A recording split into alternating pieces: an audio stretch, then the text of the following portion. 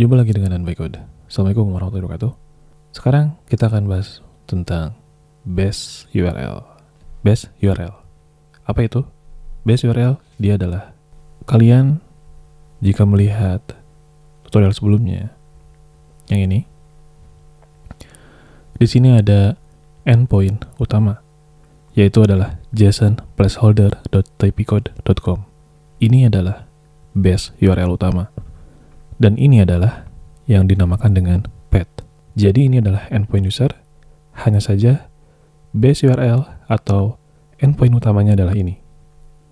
Kalian bisa lihat di get list post, ini adalah endpoint utama, dan path-nya adalah /post. Ini juga sama, ini adalah path-nya adalah /post dengan ID, endpoint utamanya adalah ini, dan ini pun endpoint utamanya adalah ini, dan path-nya adalah ini, yang disertai dengan parameter. Nah, dari sini, ketika kalian mengetes API, di sini ada endpoint utama yang sama. Oke? Jadinya, kalian bisa membuat variabel dengan nama base URL.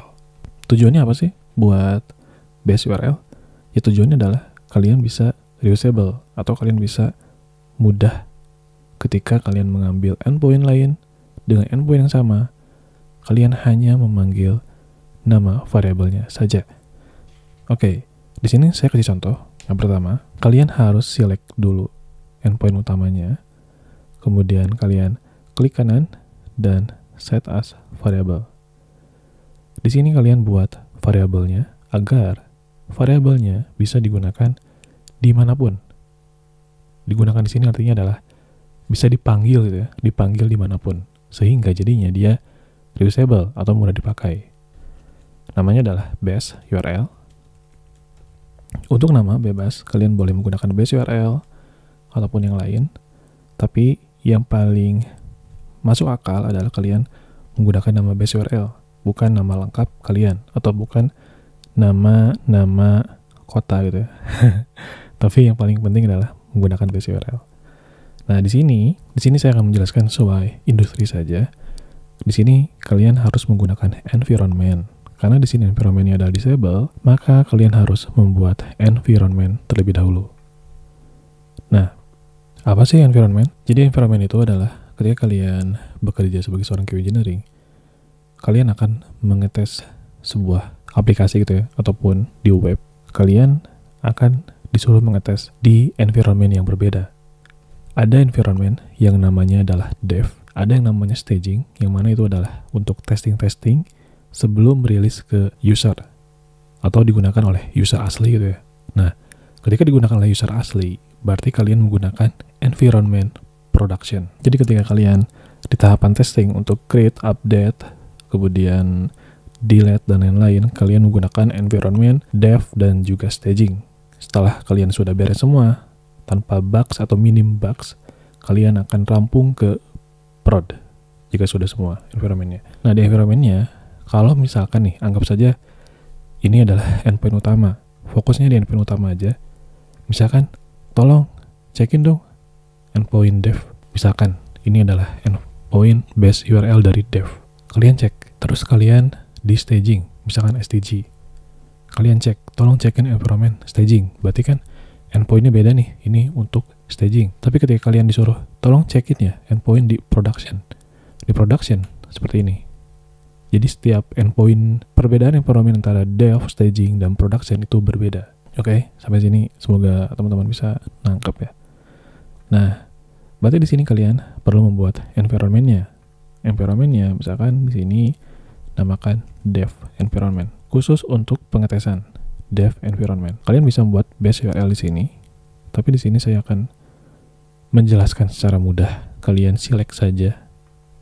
Selectnya jangan sampai dengan slash ya, tapi dari sini dari .com, kemudian select, kemudian klik kanan, set as variable, ketikkan base URL, kemudian scope-nya di sini environment-nya dia sudah nyala. Artinya ketika sudah nyala berarti kalian sudah memilih environment yang aktif.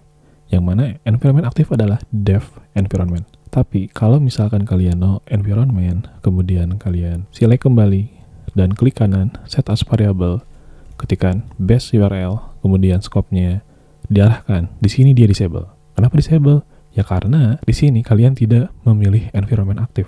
Jadi di sini teman-teman harus teliti kembali, kalian harus memilih environment yang aktif. Oke, kita pilih ini. Kita select kembali, kemudian set as variable base URL, dan kita akan menyimpan base URL ini ke dalam environment yang aktif, yaitu adalah dev environment. Set as variable, dan kita send. Setelah di send, maka hasilnya adalah sama.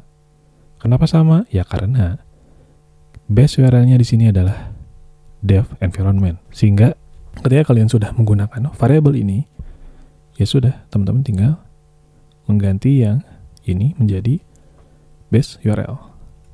Panggil menggunakan kurung kurawal 2. Nanti ada saran, kita klik base URL. Kita send, hasilnya adalah sama. Ini juga kita ganti.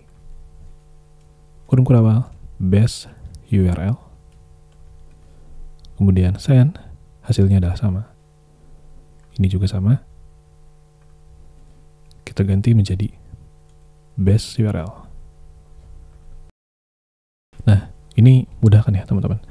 Jadi kalau misalkan tadi teman-teman buka JSON placeholder, kita ingin nih membuka misalkan get todos.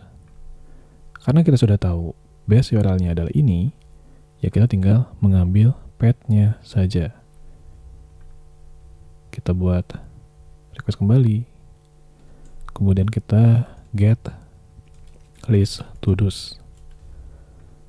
Nah, di sini kita hanya mempaste path-nya saja, yaitu untuk endpoint todos. Apa base URL-nya? Base URL-nya atau endpoint utamanya yang tadi. Klik ini. Udah selesai. Send, maka hasilnya adalah sama. Jadi dengan adanya base URL atau pemanggilan variabel yang bisa reusable atau bisa digunakan dengan mudah, tinggal panggil variabel doang, itu bisa memudahkan gitu ya. Dibandingkan misalkan kalian hanya paste aja nih base URL-nya. Nah, terus kalian nulis gini. Nah, ini tuh kepanjangan ya, teman-teman. Jadi, better buat variabel aja menjadi base URL seperti yang tadi. Nah, ini menjadi lebih mudah. Oke, ini adalah case untuk ketika kalian membuat environment. Jadi, sesuaikan saja environment-nya dengan nama environment yang akan digunakan. Misalkan di sini saya duplikat saja. Ini saya ganti menjadi staging env. Nah, di sini kalian isi lagi nih dev environment-nya apa buat staging. Misalkan ini anggaplah teman-teman bayangkan kata PM ataupun tech lead kalian tuh, tolong cekin dong dev environment, berarti kalian pakai ini. Tolong cekin staging environment, berarti kalian pakai yang environment staging, tapi dengan endpoint yang berbeda. Pasti beda kan si endpointnya gitu. Jadi nanti kalian tinggal ganti. Ini cekin dev environment, ya kalian pakai yang dev. Tolong cekin ya di staging, kalian pakai yang staging. Pindah aja gitu. Cuman ingat, antara dev dan staging nanti si ID-nya dia beda. Misalkan ID-nya ini 1 di dev environment, ID 1 itu adalah si Graham. Tapi nanti kalau misalnya kalian pindah ke production itu beda lagi. Cuman dengan adanya kalian bisa mengatur config antara environment yang berbeda, entah itu dev, staging, atau prod, yang kalian tinggal sesuaikan aja. Check-in dev, check-in dev, check-in staging environment, check. Check-in production, misalnya di sini ada prod env, check gitu. Jadi lebih simple, oke? Mungkin itu aja teman-teman, biar tidak kepanjangan dan teman-teman semoga bisa bermanfaat ya. Oke, jangan lupa untuk subscribe dan like, dan itu adalah sebagai dukungan kalian ya buat channel ini bisa berkembang menjadi lebih baik. Thank you dan mohon maaf bila ada kesalahan. Assalamualaikum warahmatullahi wabarakatuh. Barakallahu fikum.